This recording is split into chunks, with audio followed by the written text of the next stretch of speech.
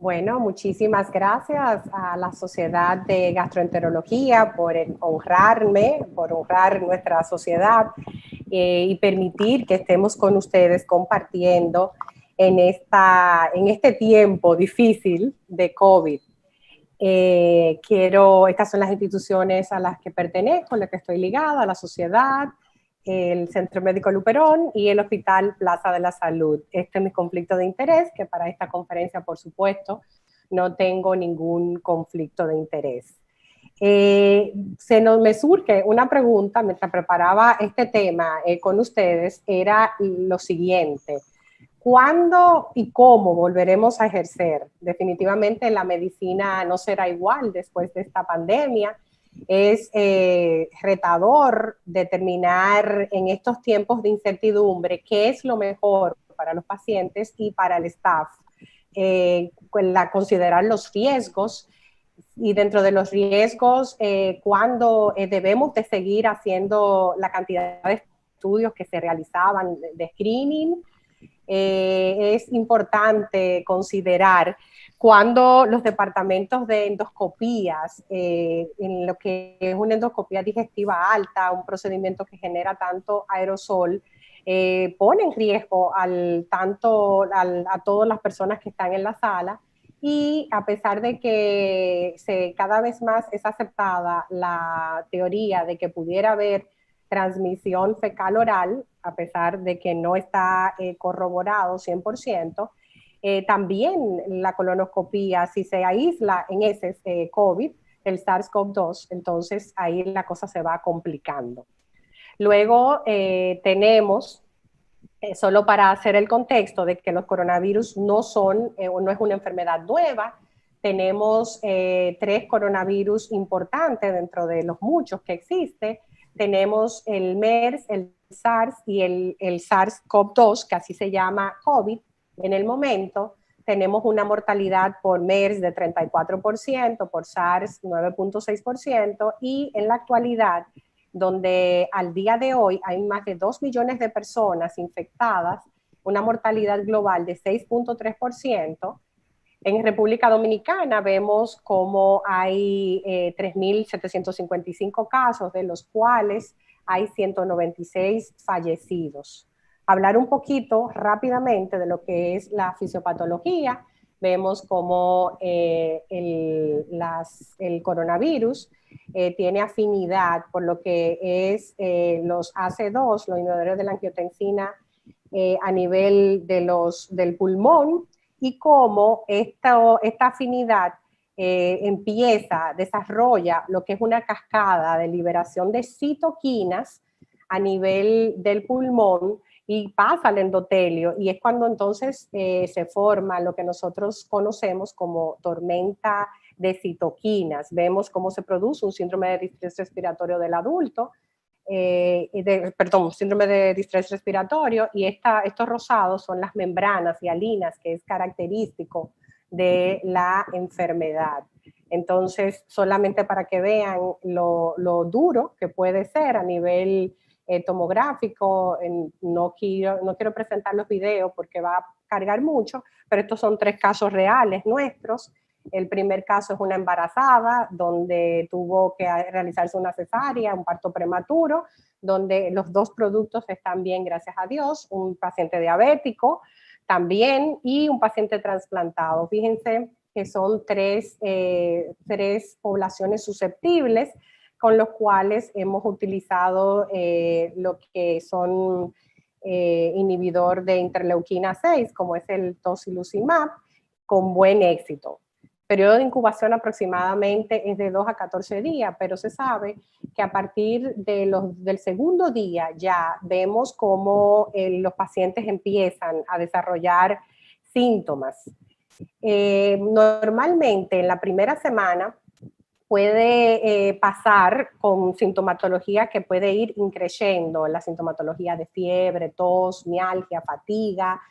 Aquí vemos síntomas que no se describen, como alteración del olfato, del gusto, en otras series, que sería interesante nosotros como dominicanos describirlo, y vemos cómo estos pacientes al 7º día aproximadamente es que se ingresan Y luego vemos cómo entre el 7º y el 10º día es que muchas veces llegan a intensivo. Aquí más o menos es lo que pasa. Vemos que una persona infectada tiene la capacidad de infectar entre 2.5 y 3.5, o sea, más o menos 3 personas. Cada infectado infecta a 3 personas y mientras este número esté por encima de 1, va a haber transmisión sostenida.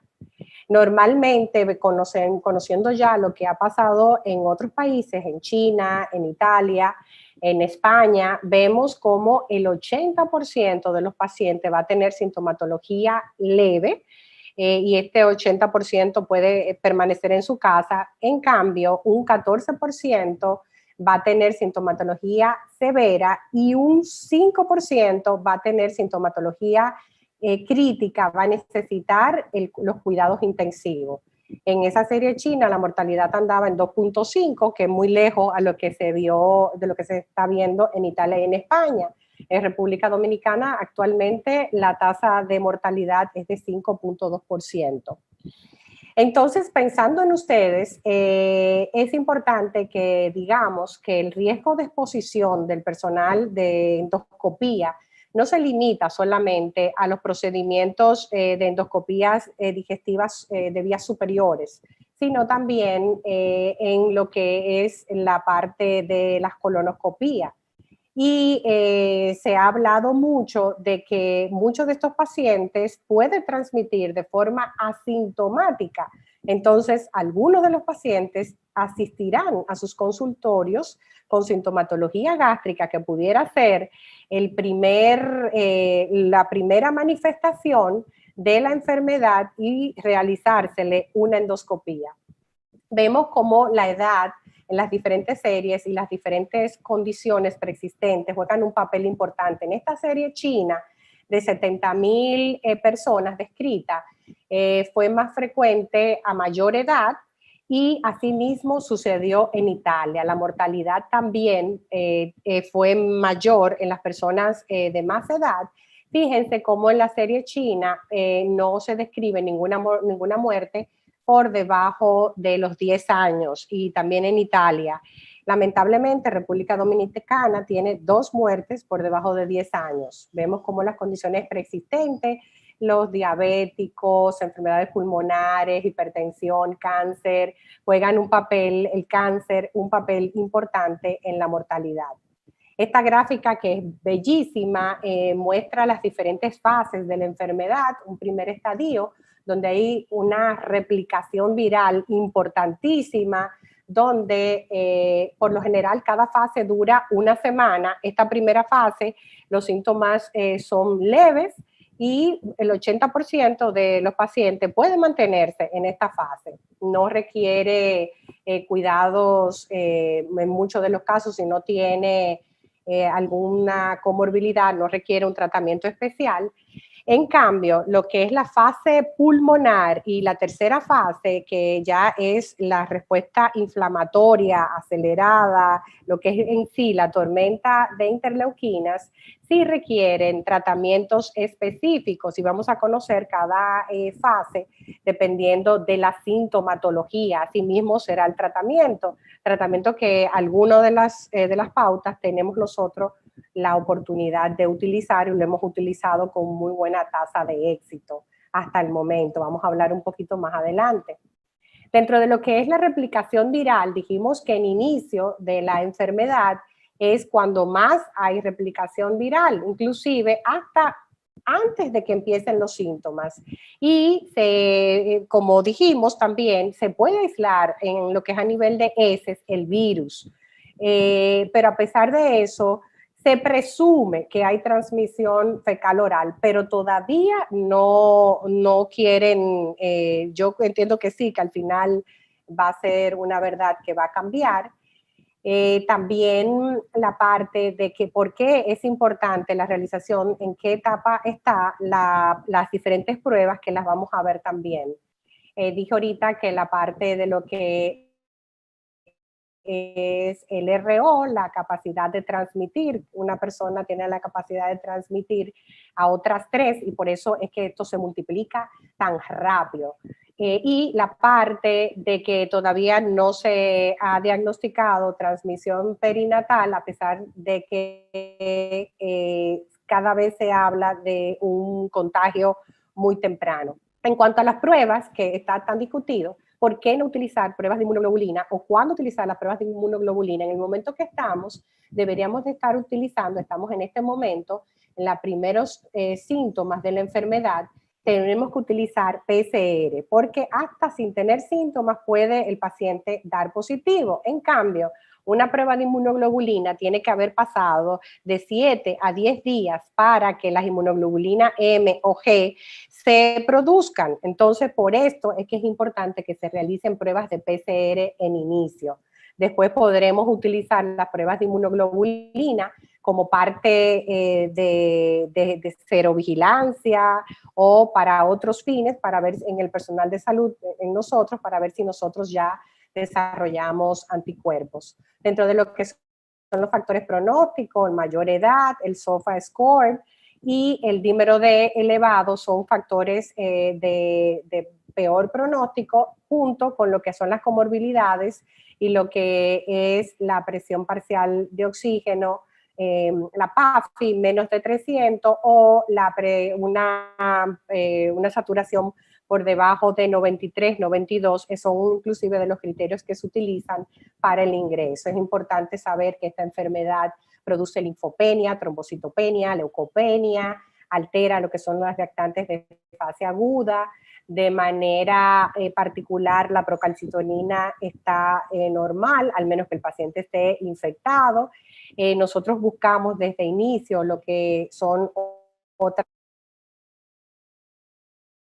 también lo que son infecciones bacterianas sobreañadidas.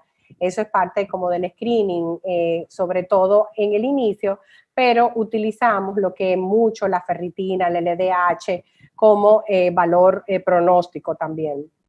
Entre son las endoscopías, ustedes saben que se categorizan en aquellas que se pueden diferir y la necesidad de discusión y revisión de lo que son caso por caso. Este artículo de New England que habla de la endoscopía en la era de la pandemia, que sería interesante que lo revisaran, habla de que lo más importante para ustedes a partir de ahora son los equipos de protección personal. Y también este artículo publicado en Gastrointestinal Endoscopy por los italianos clasifica de acuerdo al riesgo cuando una endoscopía corre una persona un riesgo alto, bajo o moderado. Dentro de lo que son los equipos de protección personal, ustedes, ahora todos nosotros, para realizar una endoscopía, requiere obligatoriamente lo que es una mascarilla N95, de una mascarilla de alto flujo. Para los italianos en este estudio, ellos dicen que la colonoscopía pudiera hacerse con otro tipo de mascarilla, pero yo les recomendaría que mantengan la misma mascarilla. El uso de gorro, bata, guantes y lentes. Es muy importante que sea así. Y la importancia de aprender a colocarse y quitarse estos equipos es fundamental en el equipo. Esta gráfica no la puedo dejar de presentar, es solamente para recordar que tenemos diferentes tratamientos. En la actualidad, en la República Dominicana, no tenemos todos los medicamentos disponibles, pero estamos utilizando la hidroxicloroquina y la cloroquina, que actúa en dos fases, en la parte de la fusión y en la parte de salida del virus. Tenemos un antirretroviral que actúa, el lopinavir ritonavir, que actúa rompiendo las proteínas del virus, y tenemos el inhibidor de interleuquina, que es el tocilizumab, en esta parte que evita lo que es la tormenta tiroidea, la tormenta de citoquinas, de ahí utilizarlo de manera temprana para no llegar a esto. Las otras terapias, otros antivirales, nosotros no lo tenemos.